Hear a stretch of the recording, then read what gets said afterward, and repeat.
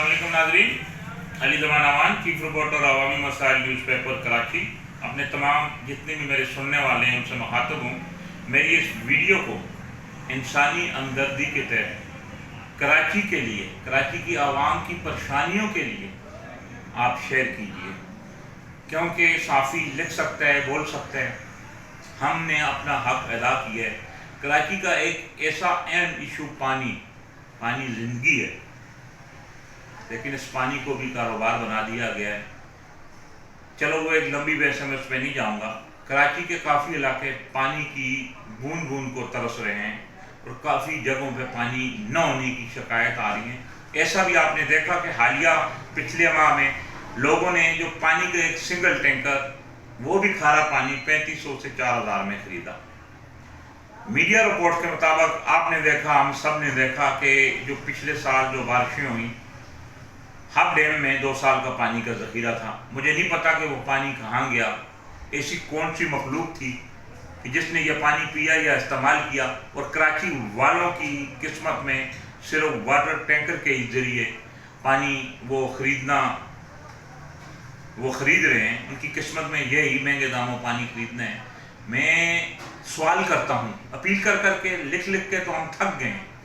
क्या कराची शहर के साथ यही सुतीली माँ जैसा सलूक होगा? 70% रेवेन्यू जनरेट करने वाला ये शहर, रोशनियों का शहर कहलाने वाला ये शहर, आज इस शहर में मसाइल तो बहुत हैं, लेकिन मैं एक अहम इशू जो पानी की जो अहम मसला है उसकी तरफ तवज्जो दिलाना चाहूँगा कि पानी कहीं भी नहीं है। जिन इलाकों में पानी की लेने हैं वहाँ भी पानी नहीं है, तो किससे अपील करें, किससे सवाल करें, कौन जवाब देगा? यहाँ तो अंधेर नगरी चौपट राज है।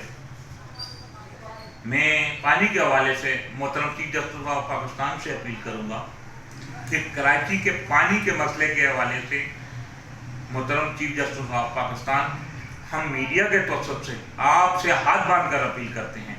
ये कराची जो रोशनियों का शहर कहलाता था, नाहल इदारों की नाअहली की वजह से ये नाअहलों का घर बन चुका है। किसी के पास इस सवाल का जवाब नहीं होगा कि आखिर ये पानी कहाँ जाता है या इस पानी पे कौन सी माफिया मसलत है।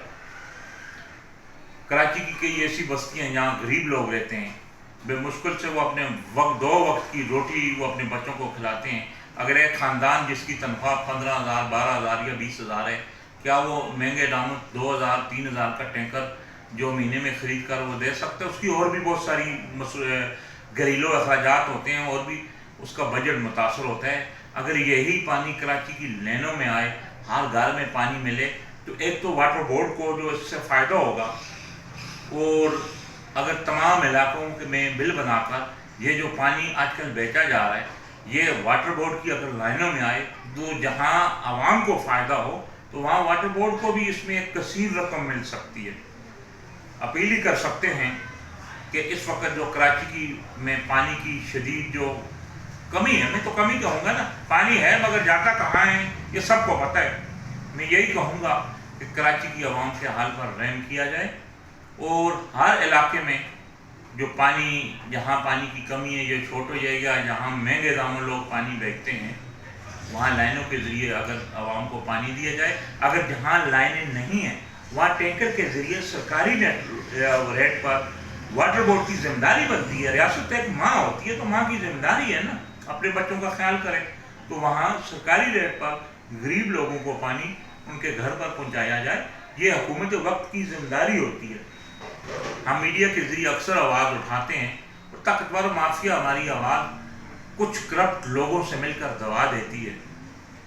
लेकिन मैं इस वक्त सिर्फ चीफ जस्टिस ऑफ पाकिस्तान से